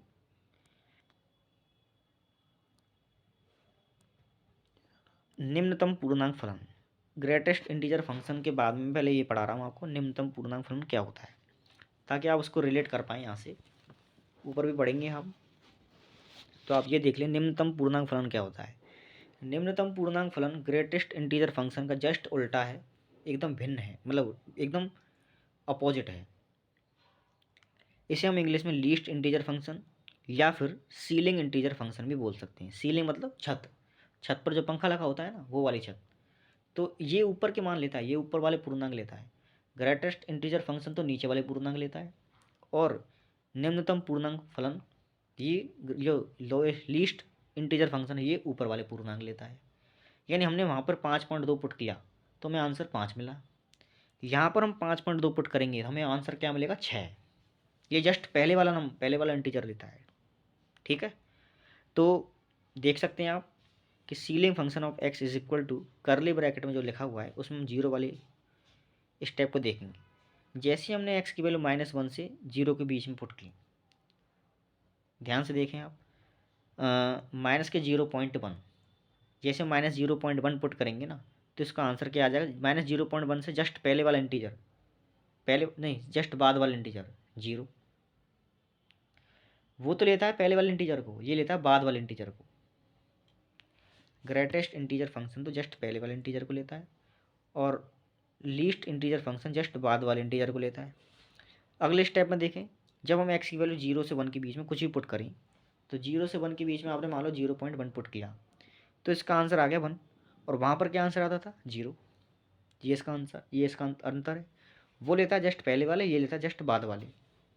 आपने एक्स की वैल्यू 1 से 2 पुट की, 1 से 2 के बीच में कुछ भी पुट किया, मान लो 1.2 पुट किया, तो इसका आंसर आएगा जस्ट बाद वाला नंबर 2, और उसमें आता था 1। इतना अंतर है इसमें बस। ये बाद वाले इंटीजर को लेता है, वो पहले वाले इंटीजर को लेता है। और इसके हम डोमेन और रेंज की बात करें, तो हम एक्स की वैल्यू कुछ भी पुट कर सकते हैं। रियल नंबर में, रियल लाइन में से हम एक्स की वैल्यू कुछ भी पुट करें, उसके संगत हमें वाई का कोई ना कोई मान जरूर मिलेगा। क्लियर है?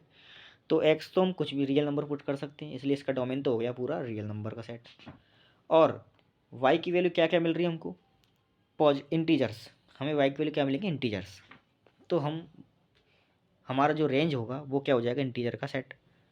तो दोनों के ही लिए, ग्रेटेस्ट इंटीजर फंक्शन और लीस्ट इंटीजर फंक्शन, दोनों में डोमेन और रेंज तो एकदम सेम होते हैं।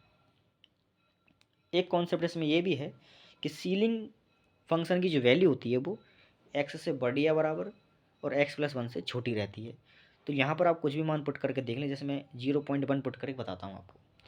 तो मैंने जैसे 0.1 पुट किया, तो x की वैल्यू तो क्या है? 0.1, और इसकी वैल्यू क्या निकल के आएगी? 1। ठीक है ना? तो 1 जो होता है वो 0.1 से तो बड़ा ही रहता है। सही बात है। और 1, अब यहाँ x+1 की वैल्यू क्या हो जाएगी? 0.1 + 1 यानी 1.1 हो जाएगी। तो 1 की वैल्यू 1.1 से छोटी होती है। तो ये एक्सप्रेशन सही है। तो सीलिंग फंक्शन की जो वैल्यू होगी वो x और x+1 इनके बीच में होती है। ठीक है। और ग्रेटेस्ट इंटीजर फंक्शन की वैल्यू क्या होती है, x-1 और x के बीच में होती है। इनमें ये डिफरेंस है, इसलिए मैंने इसको भी उसके साथ में ही करवा दिया। अब हम बैक जाते हैं और बैक में जो रह गए हैं उनको देखते हैं। तो ध्यान से देखें, ये एक एग्जाम्पल मैं रख देता हूँ यहाँ पे। तो देखो ये क्वेश्चन है, greatest integer 3/4 plus greatest integer 3/4 plus 1/100। इस प्रकार से बढ़ते बढ़ते हमने लिखा है इसको 3/4 प्लस 99/100। ठीक है। हमसे पूछ लिया जाए कि मान लो इसका मान क्या होगा, तो इसका मान हम कैसे निकाल सकते हैं। 3/4 जो वो जीरो से बड़ा है लेकिन 1 से छोटा है, सही बात है कि नहीं। 1/100 ये भी 0 से बड़ा है लेकिन 1 से छोटा है, ठीक है ना। तो ध्यान से देखें, हम सॉल्यूशन में जो लिखा हुआ है हमने इसको लिखा 3/4 प्लस 24/100 तक, ठीक है ना। तो 3/4 प्लस 3/4 प्लस 1/100 से लेकर के 3/4 प्लस 24/100 तक में यहाँ पर इसकी जो वैल्यू होगी ना वो क्या होगी, 0 से बड़ी लेकिन 1 से छोटी। इन सभी बॉक्सेस में इसकी वैल्यू 0 से बड़ी और 1 से छोटी रहेगी, ठीक है ना। और ये कितने बॉक्सेज हैं, 25 बॉक्सेज हैं। तो 25 बॉक्सेज में जो इनकी वैल्यूज हैं वो 0 से बड़ी और 1 से छोटी है, ठीक है ना। तो 0 से बड़ी और 1 से छोटी वैल्यू में ग्रेटेस्ट इंटीजर फंक्शन की वैल्यू क्या होती है, जस्ट पहले वाला इंटीजर 0 हो जाएगा। तो इन 25 बॉक्सों के आंसर तो क्या आएंगे, 0, ठीक है ना। आगे बढ़े हम 26वें बॉक्स से। तो 3/4 प्लस 25/100, 25/100 कितना हो जाएगा, 1/4। और 3/4 प्लस 1/4 कितना हो जाएगा, 1। तो इस बॉक्स का आंसर 1 आएगा। अगले बॉक्स का आंसर 1 से बड़ा आएगा लेकिन 2 से छोटा। फिर अगले बॉक्स का आंसर भी 1 से बड़ा आएगा और 2 से छोटा। क्लियर है। ऐसे ऐसे करते हुए 3/4 प्लस 99/100 इस बॉक्स का आंसर भी क्या आएगा, 1 से छोटा। तो टोटल बॉक्स कितने थे, देखो क्वेश्चन में देखो 3/4 प्लस 0/100 लिख सकते हैं इसको हम, ठीक है ना। तो पहला बॉक्स तो है 3/4 प्लस 0/100 और अंतिम बॉक्स है 3/4 प्लस 99/100। तो 0 से 99 तक कितने पद होते हैं, 100 पद। 25 पदों की वैल्यू तो 0 है, बचे कितने पद, 75 पद। और 75 जो पद बचे हैं उनमें प्रत्येक की वैल्यू कितनी है, 1 1। तो टोटल इसका आंसर कितना हुआ, 75। क्या ये आंसर समझ में आ गया इतना। तो ये क्वेश्चन क्लियर हो गया होगा। अगला जो क्वेश्चन है, अगला जो है फंक्शन वो है भिन्नात्मक फलन। इसे हम फ्रैक्शनल पार्ट फंक्शन भी बोलते हैं इंग्लिश में, भिन्नात्मक फलन। भिन्नात्मक फलन को हम करली ब्रैकेट के अंदर दिखाते हैं, ये इसका नोटेशन होता है। लेकिन क्वेश्चन जब भी आएगा तो उसे भूलना पड़ेगा एक बात के लिए, क्वेश्चन वाले एग्जामिनर को, कि ये भिन्नात्मक फलन को शो करता है, ठीक है। तो इसकी जो वैल्यू होती है वो x minus greatest integer function, ये इसकी वैल्यू होती है, ये आपको ध्यान रखनी है। तो हम क्योंकि जानते हैं कि ग्रेटेस्ट इंटीजर फंक्शन की जो वैल्यू होती है वो x-1 और x के बीच में होती है, पिछले पढ़ लिया हमने, ठीक है ना। अब यहाँ से हम देखें तो x-1 is less than greatest integer function. इतने हिस्से को हम उठाएं, तो यहाँ से क्या मिलेगा हमको, x minus greatest integer is less than 1। हमने पक्षांतरण किया तो इस पार्ट में हमने ग्रेटेस्ट इंटीजर वाले पार्ट को तो लेफ्ट में ले लिया और 1 को हमने राइट में पहुंचा दिया। तो 1 माइनस का था तो प्लस का हो गया। तो x माइनस ग्रेटेस्ट इंटीजर की वैल्यू 1 से तो छोटी रहेगी, इतना निकाल लिया हमने।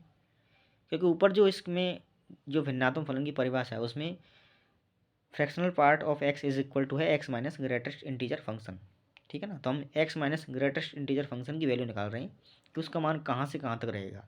तो हमने इतना तो देख लिया इतने स्टेप से कि इसकी वैल्यू 1 से तो छोटी रहेगी, ठीक है। अगले स्टेप में देखो, हमने x जो ग्रेटेस्ट इंटीजर फंक्शन x है वो x से छोटा या बराबर है, तो इतने हिस्से को हमने सॉल्व किया। तो ग्रेटेस्ट इंटीजर को हम ले गए किधर की तरफ, x की तरफ पक्षांतरण किया। तो x minus greatest integer function और RHS में क्या बचेगा, वहाँ पे 0।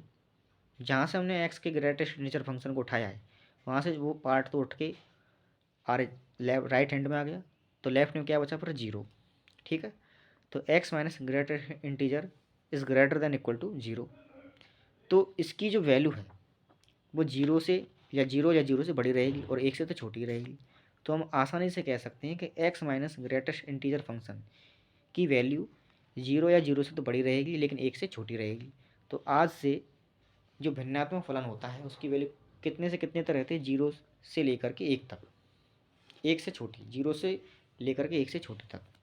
ठीक है, तो ये पार्ट भी आपका हो गया। आगे हम देखें तो y बराबर fractional part of x is equal to x minus greatest integer function is equal to. अब देखो, जैसे हमने x की वैल्यू जीरो से 1 के बीच में पुट की तो इसका आंसर क्या आएगा, x ही आ जाएगा। ठीक है, कैसे आएगा x, पुट करें आप जीरो से 1 के बीच में, x की वैल्यू तो क्या रहेगी, x ही रहेगी। ठीक है ना, लेकिन x ग्रेटेस्ट इंटीजर की वैल्यू क्या हो जाती है, जीरो, तो x माइनस जीरो क्या हो जाएगा, x, तो इसका आंसर x आया। ठीक है ना, उससे जस्ट ऊपर वाली जो स्टेप है, अगर x की वैल्यू -1 से जीरो के बीच में पुट करें, कुछ भी -1 से जीरो के बीच में हमने कुछ भी पुट किया x की वैल्यू, तो क्या निकल के आई इसकी वैल्यू। तो देखो ग्रेटेस्ट इंटीजर फंक्शन का मान कितना होता है -1 से जीरो के बीच में, -1, सही है ना। तो और x क्या होता है हमारा इसके बीच में, x तो x ही रहेगा। तो x माइनस ऑफ, देखो माइनस तो लगा हुआ है ना ग्रेटेस्ट इनके बीच में, और ग्रेटेस्ट इंटीजर वैल्यू की, इंटीजर फंक्शन की वैल्यू क्या निकल गई, -1, तो x माइनस -1, तो x प्लस 1 हो जाएगा इसका मान। और x से जस्ट नीचे वाला जो पद है उसमें देखें, जब x की वैल्यू 1 से 2 के बीच में है तो 1 से 2 के बीच में ग्रेटेस्ट इंटीजर फंक्शन की वैल्यू क्या होती है, 1 से 2 के बीच में आप कुछ भी उठाएं एक ही रहती है। ठीक है ना, तो एक की वैल्यू देखो, x की वैल्यू तो x ही रहेगी, और एक और दो के बीच में ग्रेटेस्ट वाले का मान कितना रहेगा, एक, तो x माइनस 1 हो जाएगा इसका आंसर। सही है, ऐसा ही अगला। तो ये तो हुई इसकी, मतलब पीस वाइज डिफाइन जो है वो अलग अलग पीस में इसकी वैल्यू क्या क्या रहती है वो हमने देख ली। इसकी स्ट्रक्चर या डायग्राम यहाँ देख लें आप, ऊपर की जो वैल्यूज आ रही है ना उनके अकॉर्डिंग, जीरो से 1 के बीच में, जीरो पर तो इसकी वैल्यू जीरो होती है, लेकिन जीरो से 1 तक जैसे हम जाएंगे तो इसकी वैल्यू बढ़ने लगेगी, लेकिन कभी भी 1 नहीं हो पाएगी। ठीक है, ऐसे आके 1 पर इसकी वैल्यू 1, सही का नहीं